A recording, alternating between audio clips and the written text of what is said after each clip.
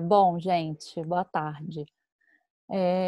Eu venho, né, de uma família de cinema, cresci nos sets, o meu pai é diretor, minha mãe é produtora, e eu fui aquela criança, passei a infância, as férias todas nas filmagens, sempre eh, entendendo aquele universo como um universo lúdico, assim, de onde tudo era possível, né. Eu acho que a primeira coisa que me encantou no fazer cinema era a ideia de que você estava em casa, eu via, né, o meu pai em casa escrevendo na máquina de escrever uma história e de repente aquilo se concretizava, né, de repente aquilo que era papel virava cenários, figurinos, personagens. Então eu acho que essa mágica foi a primeira mágica do cinema que me pegou pela mão, assim. E aí os anos se passaram e na adolescência eu encontrei uma turma com quem eu fui fazer curta-metragem, todo mundo ali com 15, 16 anos, e a gente começou a se revezar nas funções. Então, no filme de um eu fazia direção de arte, no outro eu era produtora, no outro assistente de direção. Enfim, a gente foi se revezando para ter diversas experiências cada um. E aquilo foi um período assim de formação, sabe?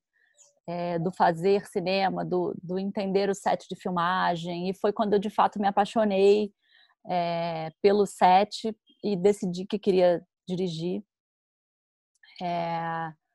E aí, nesse processo da gente ir se revezando nas funções, chegou um momento que era a minha vez de dirigir, né? E aí eu me deparei com uma questão que era o que eu quero dizer, né? Que história que eu quero contar. Eu, na hora de fazer faculdade, eu fui cursar História e fiz a graduação em História e estudei roteiro no Darcy Ribeiro, que é uma escola de cinema aqui no Rio. E eu acho que foi uma decisão super acertada, assim, porque no curso de História eu acho que eu me preenchi de muita leitura, de uma formação crítica, assim, que me deu base para pensar o mundo, para formular minha sensibilidade, meus interesses, para, sabe, entender assim, o que me move, né, do que eu quero falar. E aí eu comecei a fazer alguns curta-metragens como diretora, eu fiz um documentário sobre a El Que Maravilha, depois um curta de ficção. E nessa mesma época eu comecei a estagiar em filmes, em séries, fui assistente de direção durante alguns anos, trabalhei com vários diretores e eu digo que daquela experiência de ser assistente, eu tirei algumas lições assim que eu carrego comigo e que acho que são presentes até hoje na minha forma de trabalhar, na minha forma de dirigir. A primeira é que eu acho que assim, as primeiras, na verdade, né, são relacionadas ao elenco. Entender que todo e qualquer personagem, mesmo aquele que entra em cena para dar uma fala, mesmo aquele que não fala, precisa ser tratado com muito cuidado, com muita atenção. O Scorsese diz numa entrevista que o casting é de 85% a 90% de um filme. E eu concordo muito, assim, eu acho que às vezes você tem, sei lá, um garçom que serve a mesa, ou alguém que só passa e cruza ou olha para o seu personagem. É muito importante que esse ator seja escolhido com cuidado. Por isso eu acho que os testes de elenco são um momento precioso, assim. Quando eu era assistente, eu tinha 2 momentos que eu gostava especialmente, que era dirigir o teste de elenco e depois dirigir a figuração no set. Eu acho que os testes de elenco eram uma oportunidade, claro, primeiro de estar ali, de dirigir os atores, de poder experimentar coisas. No começo dos anos 2000, que foi essa época que eu fazia assistência, ainda não era comum que todos os filmes tivessem produtor de elenco. Então, o assistente de direção era que tinha que correr atrás, né, dos atores e tal. E aí, isso me fez me tornar uma frequentadora assídua de teatro. Eu assistia muitas peças, assistia muitos filmes, eu ia às escolas de teatro, assistia aulas, perguntava para os professores nessas escolas, que aluno você me indicaria para um personagem assim, assado? Então eu fui meio formando uma rede de contatos que me ajudava a encontrar o elenco para os meus filmes, para os filmes que eu trabalhava, né? É, e os testes de elenco eram esse momento de exercitar a direção de atores, que é, na verdade, a razão pela qual eu dirijo e quero dirigir sempre, é para estar com os atores, assim, que eu acho que são pessoas que eu tenho a maior admiração e respeito, assim. Eu acho que é um trabalho de muita sensibilidade, disposição, e de confiança, né? O ator, ele é aquela figura que ele se joga lá do alto do trapézio e você é a rede de proteção dele, né? Você é que vai proteger esse ator, que vai dar limites e contornos ao trabalho que ele está fazendo.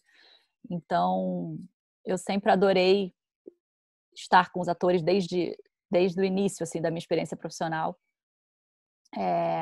E também dessa época, eu acho que eu peguei um pouco da minha dinâmica de como trabalhar com os atores, que basicamente é ter um tempo de algumas semanas de leitura de mesa. A gente vai dissecar o roteiro, discutir as intenções, discutir todas as subjetividades dos personagens, para só então a gente partir para um ensaio de fato, né? Eu costumo ter esse momento tanto de leituras como de ensaios sozinha com os atores. Eu acho que é um momento quase íntimo, assim, da gente, sabe, de estar todo mundo muito à vontade para experimentar, para testar, para errar, para inventar coisas e depois jogar fora. Então, eu acho que é um momento muito precioso, assim. E aí, no final desse processo, a gente vai entrar numa etapa da preparação que é fazer uma leitura geral com todos os atores que vão participar do filme. Seja os protagonistas, ou aqueles que às vezes vão dar uma fala, ou como eu mencionei antes, às vezes alguém que nem vai falar. Mas todos os atores que estarão no filme são convidados para estar nessa leitura, que é um momento que eu também convido a equipe, convido a montadora, fotógrafo, figurinista, enfim, eu acho que todo mundo, todas as potências criativas vão estar reunidas ali, e eu acho que é um momento em que a gente vai, de fato, enxergar que filme a gente está fazendo, sabe? Então, eu sinto que é um momento revelador, assim, onde a produção, enfim, e entre o próprio elenco, né? Porque muitas vezes num filme você tem um elenco grande, as pessoas não vão contracenar. Então, ali é a oportunidade de que o ator que vai vir para filmar uma diária, ele enxergue que filme que está sendo feito, né? É o tom dos protagonistas que vai dar o tom para todo o restante do elenco. Então, esse momento assim de estar todo mundo unido, eu acho que funciona muito também como uma injeção de ânimo, sabe? Para a própria equipe e para o elenco como um todo, assim. Acho que todo mundo sai dali muito motivado, muito envolvido com o projeto, sabe? E eu acho que uma outra coisa desse período, assim, também foi entender a importância de cada um dos membros da equipe, sabe? Entender essa relação desde o motorista do caminhão ao fotógrafo, ao contra-regra, camareira, assim, compreender a importância do trabalho de cada um, valorizar, né, os diversos talentos que estão a serviço de um filme. Eu acho que isso permite que cada pessoa dê o seu melhor no set, sabe? Eu realmente acredito que fazer cinema é coletivo, né? É impossível, a gente sabe que não dá para fazer sozinho. Então, a gente ter a soma dos talentos, a soma do esforço de todo mundo, entender que não existe função dispensável no set, né? Respeitar cada um da equipe que está trabalhando ali. Eu acho que isso também foi super essencial, assim, como período de formação, né? De entender que diretora eu queria ser. E aí, em 2010, começou, né, a lei da TV paga, os canais precisavam produzir conteúdo nacional, e o Multishow o Multishow começou a produzir séries de humor.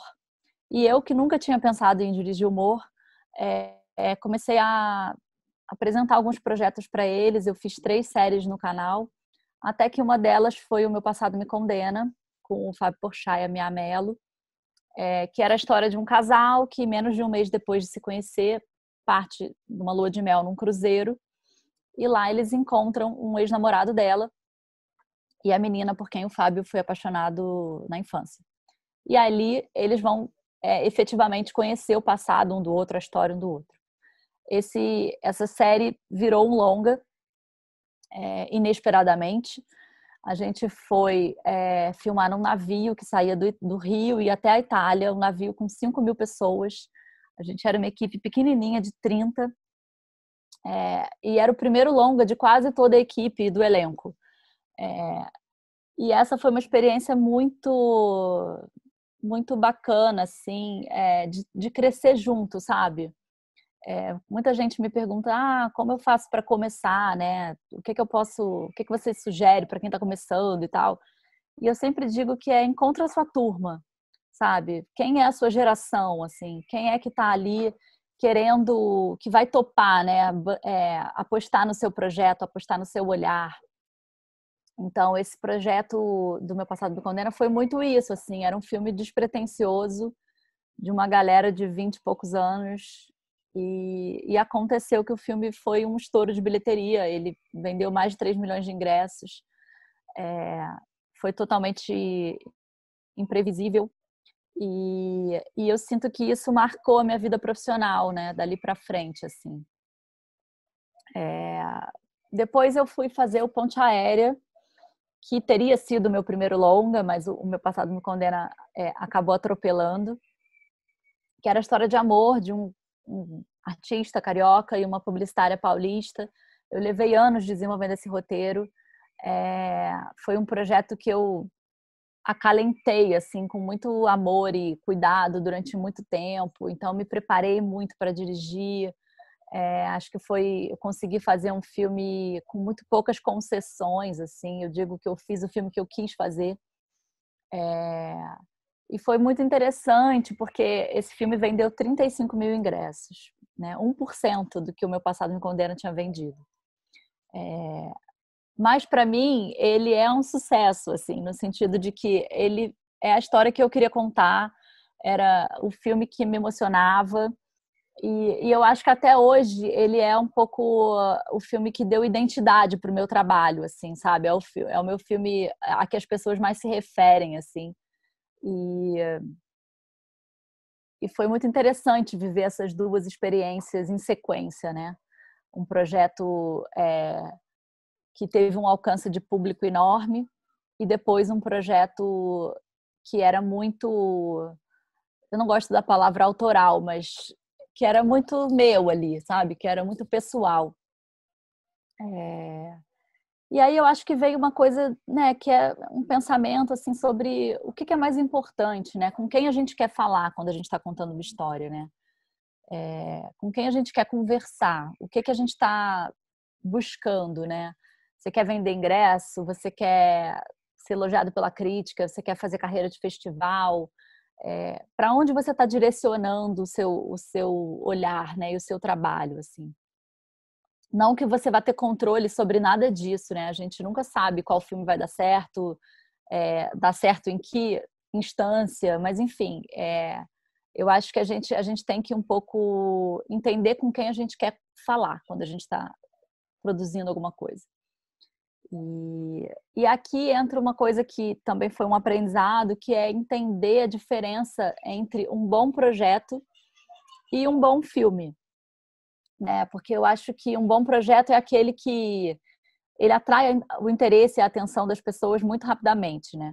Quando você apresenta para um canal ou para um distribuidor ou, sei lá, na apresentação de um pitching de edital, um bom projeto é aquele que na primeira linha a pessoa do outro lado levanta o rosto, sabe? Ela tem a atenção presa, ela quer saber mais.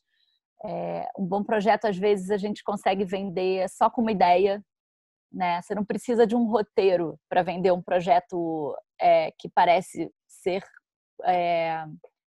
assim, potencialmente interessante, né? Tipo, eu quero fazer, sei lá, um filme sobre Elis Regina, ou eu quero fazer um filme sobre o naufrágio do Titanic.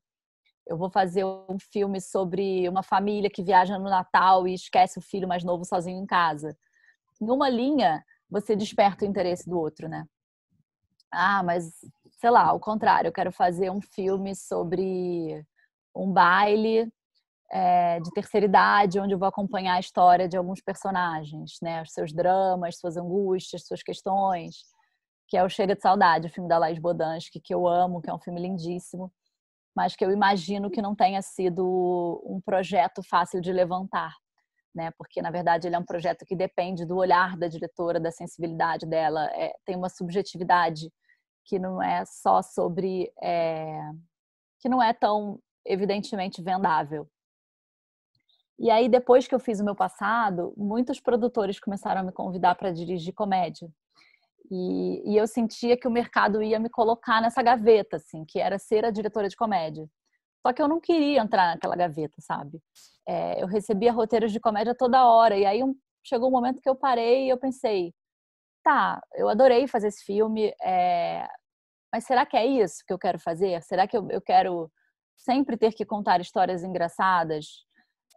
O que me encantou nesse projeto? E aí eu fui entender que, muito antes do humor, o que me interessou naquele projeto era a história, eram os personagens, né? Eu acho que toda boa comédia também é isso, né? São filmes que poderiam ser dramáticos, poderiam ter outro gênero, né? Eu acho que o humor, ele é uma lente para você contar uma história. Ele não é necessariamente a finalidade em si.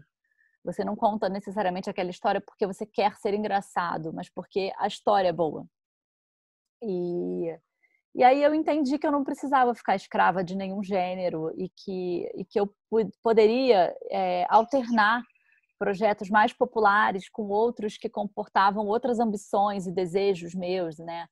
Assim, que eu poderia me experimentar em diversos gêneros, em diversas linguagens, me colocar em situações que me desafiam, né? Porque eu acho que ficar me repetindo, entrar numa zona de conforto, não faz nenhum sentido para mim, assim.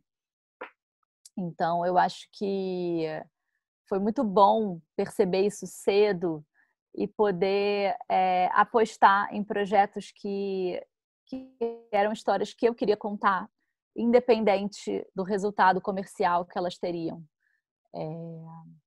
E aí eu estou dizendo isso, mas claro que eu tenho muito orgulho de ter feito filmes que foram sucessos de bilheteria, especialmente porque eu sei que tem poucas mulheres ocupando esse espaço, né? E eu acho que é fundamental que a gente ocupe. Tem um dos últimos estudos da Ancine que saiu que diz que só 22% dos longas de ficção foram dirigidos por mulheres, né, no Brasil, lançados nos últimos anos. E eu acredito com muita convicção que cada vez que uma mulher vai bem, ela está abrindo porta para outras mulheres, assim. E eu acho que esse é um movimento que eu desejo cada vez mais poder fazer, assim, abrir espaços, sabe? E aí nesse processo, enfim, ao longo desses anos, várias coisas, né, foram se delineando com mais clareza para mim, né? Por exemplo, a importância da interlocução com o produtor, né, com a equipe, entender o produtor como um parceiro criativo, não como um antagonista. Acho que essa ideia de opor criatividade com com a execução, com os interesses comerciais, com as preocupações de mercado, eu acho que isso é uma ideia passada, né, já está ultrapassada. Então, se você está trabalhando com um produtor interessante, com um produtor criativo, essa troca tem tudo para ser muito rica. E eu acho que, de um modo geral, com a equipe, né, assim, ser permeável, estar aberto, sabe, estar disponível para escuta. Eu acho que isso vale para todas as relações no ambiente do set de filmagem, assim.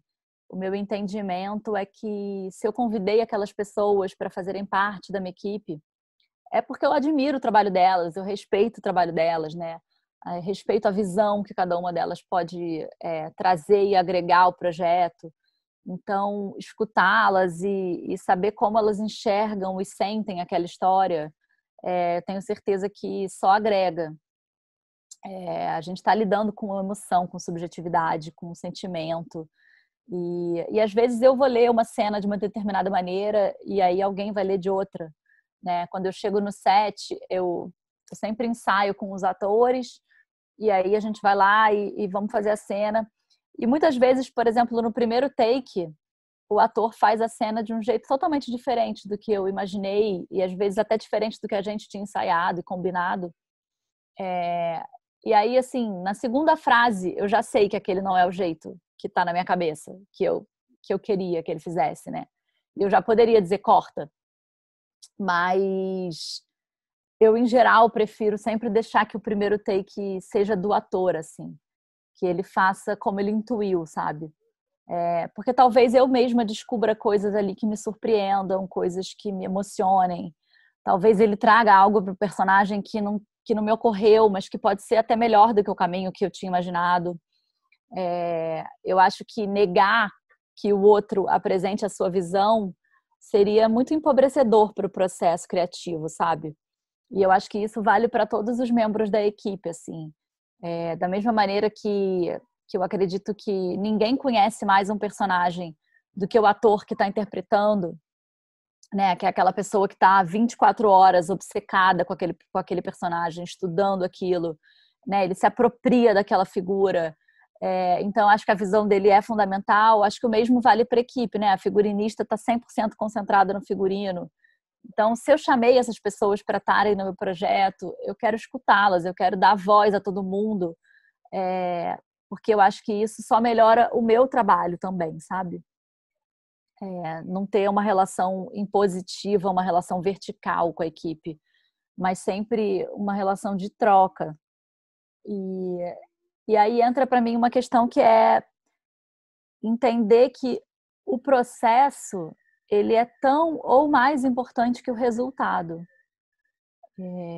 Eu não tenho nenhum interesse em viver um processo desagradável, em fazer da vida das pessoas um inferno, em ter uma convivência que não seja prazerosa, né? Eu acho que a nossa vida é o processo, a nossa vida é ir para o set filmar.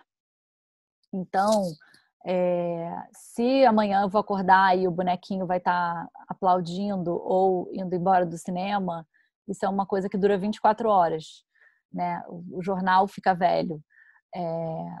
E daí eu acho que nem a crítica, nem o elogio são o que mais importa, sabe? Eu costumo dizer que assim, eu nunca acredito nem na crítica que diz que eu sou genial, incrível, nem aquela que diz que eu sou a pior diretora. Eu acho que a minha mãe brinca dizendo que eu sou blasé, mas assim, na verdade eu acho que a crítica é só a opinião de alguém, seja ela a crítica profissional ou a crítica do próprio público. Eu acho que o importante ao fim de cada processo, ao fim de cada projeto, sou eu me perguntar, né? O que que eu fiz nesse projeto que foi melhor do que no anterior, né? O que que eu aprendi? Onde que eu errei? No o que que eu posso fazer diferente no próximo, sabe?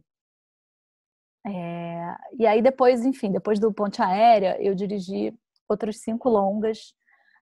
Eu fiz O Meu Passado Me Condena 2, a continuação, que também foi uma experiência muito interessante, assim, de fazer uma franquia, né? De entrar num projeto que tinha muita expectativa do público que tinha assistido o primeiro, também tinha uma expectativa do mercado.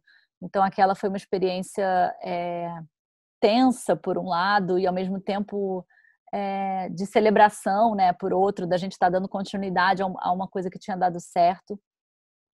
Daí eu fui fazer o Um Namorado para Minha Mulher, que foi um longa, que era o remake de um filme argentino, um filme argentino super gostoso, e a gente adaptou ele para o Brasil.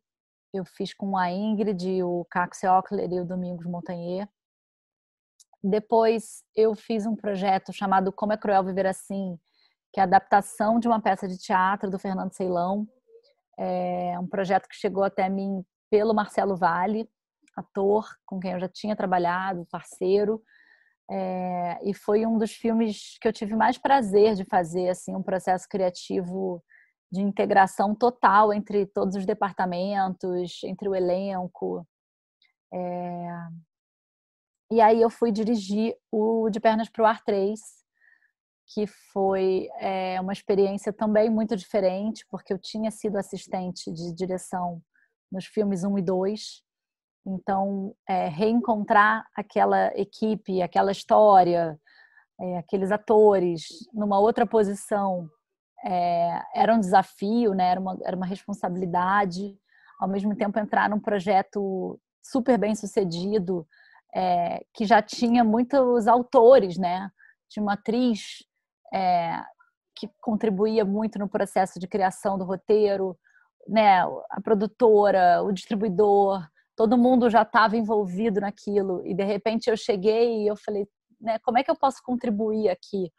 Como é que eu posso dar a minha cara sem perder o DNA dessa história? E foi muito interessante também. Assim, a gente foi filmar em Paris, que foi uma experiência bem bacana. Eu já tinha filmado fora do Brasil em outros longas no meu passado 1 e no 2. O meu passado 2 foi quase inteiro rodado em Portugal. Também foi muito interessante essa experiência de filmar fora e de entender que a linguagem cinematográfica, na verdade, é a mesma, né? Não importa onde você está, só muda a língua, mas as equipes e tudo, todo mundo se entende muito rápido. Depois eu fui fazer alguns episódios na primeira e na segunda temporada do Coisa Mais Linda, série para Netflix, do lado do Caíto Ortiz e do Hugo Prata. Também foi uma experiência muito rica, sobretudo por a gente poder compartilhar o processo criativo, né? Assim, geralmente dirigir é um processo muito solitário e eu adorei poder co-criar, né? Encontrar juntos as premissas visuais, os parâmetros, a linguagem. Eu adorei essa experiência de fazer série dividindo a direção. E ali também acho que foi muito bacana o entendimento assim, de que sempre, mas especialmente em projetos que não são meus, né? Assim, que eu tenho a ideia, que eu estou trabalhando tipo em casa, da coisa da responsabilidade do diretor com a produção, com a logística, né? Assim, o entendimento de como é que a gente vai dividir o tempo, como é que a gente vai usar o tempo. O entendimento de que a responsabilidade de cumprir o plano é do diretor, né? Que toda aquela equipe está ali comprometida em cumprir a diária, mas quem responde pela diária, quem responde por aquele plano é o diretor. Então, no momento em que alguma coisa dá errada, no momento em que tem um imprevisto, sou eu que tenho que redefinir o planejamento para fazer as coisas acontecerem, né? E a gente sabe que, tipo, acontecem imprevistos de todo tipo. Desde o drone que cai, um ator que passa mal. Eu já tive, sei lá, milhares de situações, poderia listar aqui. Mas uma, por exemplo, que foi engraçada, eu tive um ator uma vez que teve uma crise de soluço no meio da filmagem. E ele passou 50 minutos soluçando. Não conseguia parar de soluçar, não conseguia entrar em cena. E aí, quando você olha para isso, é engraçado e ao mesmo tempo você fala assim, tá, são 50 minutos a menos que eu vou ter para filmar. Como é que eu vou fazer, né? Porque não vai dar tempo de fazer a decupagem que eu tinha imaginado, de filmar todos os planos que eu queria. E aí sou eu que tenho ali que reformular tudo isso e entender como é que a gente pode fazer para dar conta, dentro do tempo que sobrou, da gente contar aquela cena sem nenhum prejuízo à narrativa do filme. Então, eu acho que é muito, muito importante essa relação, assim, você tá próximo ao assistente de direção, estudar o plano de filmagem, estudar a ordem do dia, sabe? Se tem alguma coisa que eu acho que é inviável, se tem uma diária que eu avalio que eu não vou conseguir cumprir, né? Eu preciso sentar com a produtora e dizer, olha, essa diária a gente não cumpre desse jeito, né? O que a gente precisa? Uma equipe extra de maquiagem, de figurino, uma câmera extra, né? O que a gente faz para reduzir o tempo daquilo que pode ser encurtado no set, para a gente gastar o tempo com o que de fato vai estar na tela? Acho que encontrar essas soluções com a produção, assim, para chegar num set onde eu como diretora e toda a equipe esteja se sentindo segura de que a gente vai dar conta de realizar, sabe? E aí, por fim, ano passado, eu dirigi um longa chamado Depois a Louca Sou Eu, que foi adaptação de um livro da Tati Bernardi, que é a história de uma mulher que tem crises de ansiedade, crises de pânico desde criança. É a história de uma mulher que está tentando sobreviver a si mesma, assim. E é uma comédia dramática, um filme que conta com muita delicadeza, sem perder o humor, uma situação dramática e séria, importante. O filme ia ser lançado em abril, mas com a pandemia teve que ser adiado. A gente não sabe ainda, né, quando que vai ser possível entrar nas salas.